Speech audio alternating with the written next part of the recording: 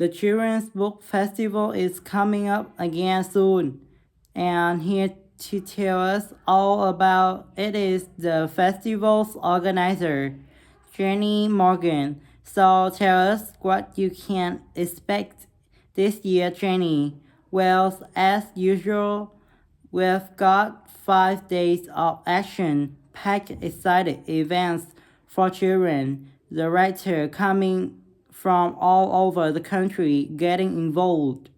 Just to give you an idea of what's on offer in the workshops. First of all, there's a very special events called superheroes. This is a chance for deaf children to share their reading experiences. For author Madeline Gordon, who is herself here impaired. Just Do It is a practical workshop led by the well-known illustrator Mark Can. Here, he'll take participants on magical journey to faraway lands with an opportunity for aspiring actors to do some role play.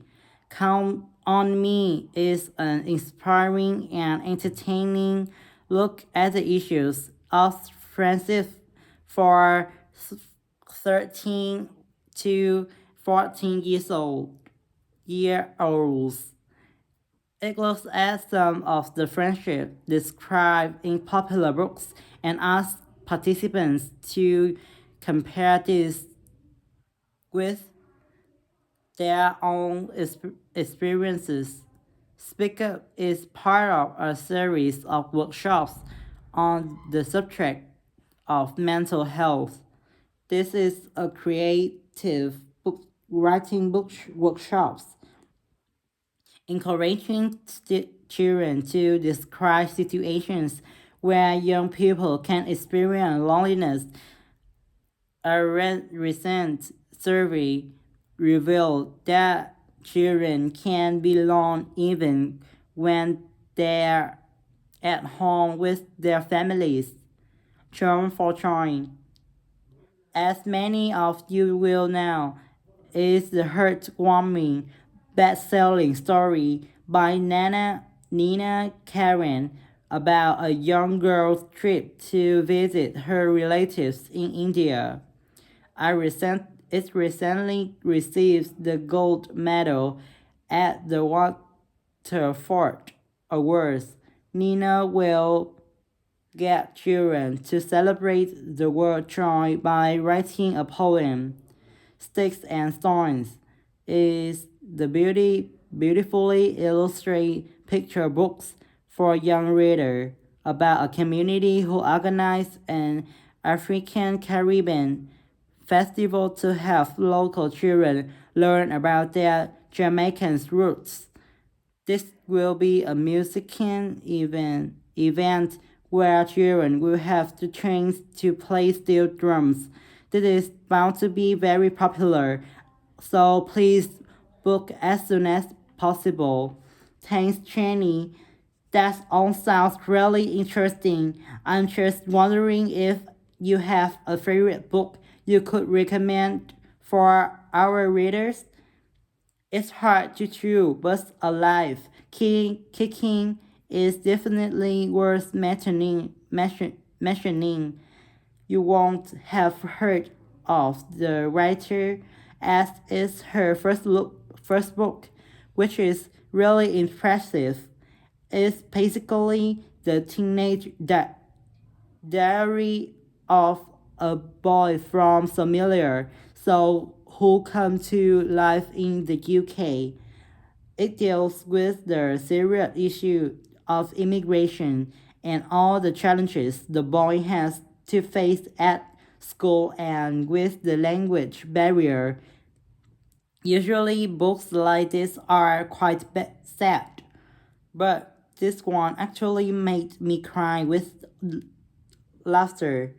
On each page, there are simple but hilarious black and white stick drawing of the boy with his friends and teachers. At the end of each diary entry, there are new English words the boy learns each day, which may have developed some children's vocabulary.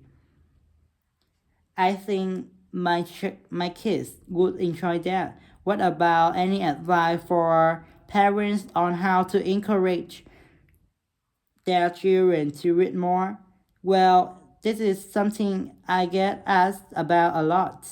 There are so many distractions for kids these days that it can be hard to find time for reading.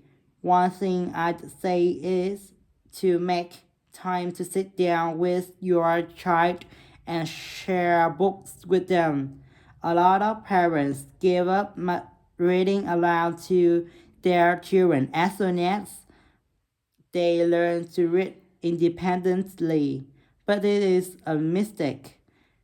It's good to read more advanced books to them as itself.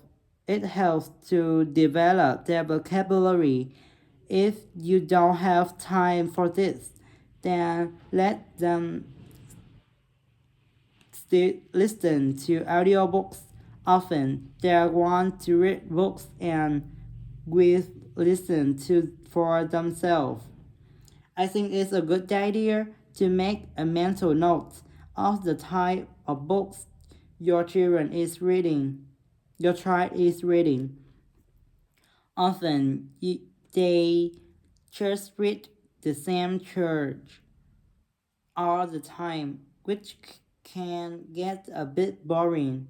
You can introduce new authors and genres to them. Librarians should be able to help you with this. Well, Cheney, I think that's really useful.